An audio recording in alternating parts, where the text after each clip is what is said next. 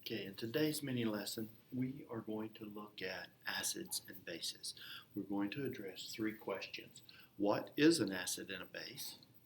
How to identify an acid and a base? And we're going to go back over and review the nomenclature of how to write the name or the formula of an acid and a base. So first of all, what is an acid or a base? So let's start with the acid first. Basically, whenever we started talking about this in the very beginning, and if you had Mr. Sheehan's physical science class, we said that acids always start with an H. That was just a good general rule.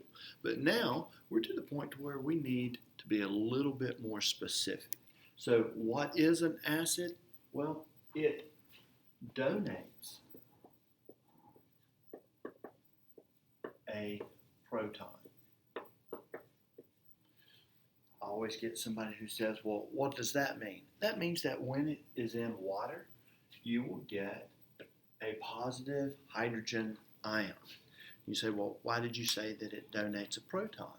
Well, if we look at hydrogen on the periodic table, you'll see that hydrogen has one proton, it has no neutrons, and it has one electron. So if it becomes an ion, it loses that one electron, so now it's just that one proton. So when it says donates a proton, then what we're saying is that it becomes a hydrogen ion. So that is going to be a acid. So what does an acid do? Well, an acid, if you put it in solution, increases the number of hydrogen ions. All right, let's look at a base. A base is going to be something that has the ability, or earlier we said it ends in an OH. You can identify it just very simply like that, but it accepts a proton. So an acid is going to be a proton donor, a base is going to be a proton acceptor. So if I have OH ion and I add and accept a hydrogen ion, I get HOH or H2O. Right, so that's going to be the what is an acid and a base. So how do you identify an acid? Well, the easiest way is to just look and see. If it starts with an H, it's going to be an acid. But sometimes there's an exception to this. We have what is known as organic acids. And an organic acid has an organic backbone, and that organic backbone just means it's a chain of carbons, whether it's 1, 2, 3, 4, it doesn't matter. But at the very end of it, you have a carbon, an oxygen, and a hydrogen. We call that a Cu group, and that is a carboxyl group, and that creates what is called an organic acid. All right, so the next one is a base. How do you identify a base? Well, we've already said it will end in an OH. It has OH in its formula. Well, there is an exception to that, and that is going to be a NH3. NH3 is ammonia, and ammonia is what you're going to find in glass cleaners. You probably smelled it. It's the like in Windex. It's that powerful smell, right? Smelling salts. That's going to be ammonia.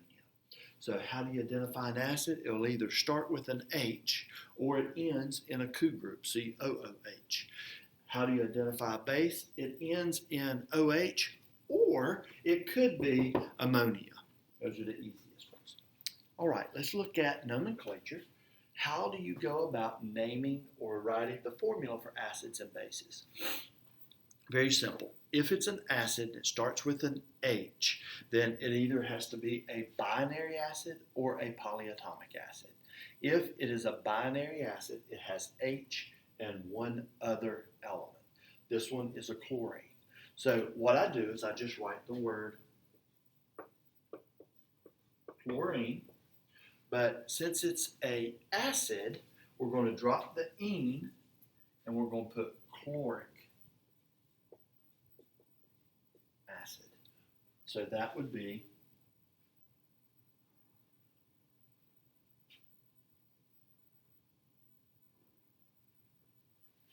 I'm sorry, it's a hydrochloric acid. If it's binary, I made a little mistake, but I caught it. If it's binary, it starts with the prefix hydro. Then you write the name of the element that's going to be your negatively charged ion, which is chlorine. Drop the ene, add an ic, hydrochloric acid.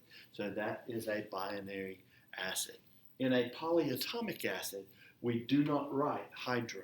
Hydro is left off completely. We just look at the polyatomic. If the polyatomic is a polyatomic that ends in an ATE, like this one, sulfate, this is going to be sulfate, then we drop the ATE and we put sulfuric,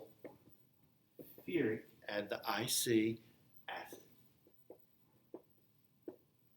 If that had been an ite, then it would have been, I'll just write it down right here, ates go to ic, ites go to OUS. And we've done this before, so I'm not going into it in a great detail. I'm just going back over it because, like I said, we've already went through the nomenclature of acids. Now for bases, then it's just like any compound. We don't have any special rules for bases. You just need to realize that if there's an OH present, then that is a hydroxide. So this is going to be hydroxide. And it's one of the two polyatomics, hydroxide, that ends in an IDE but still acts like a binary. So over here, this is barium. If I look at my metal on the periodic table, I do not put Roman numerals unless it is one of the transition metals or a heavy metal.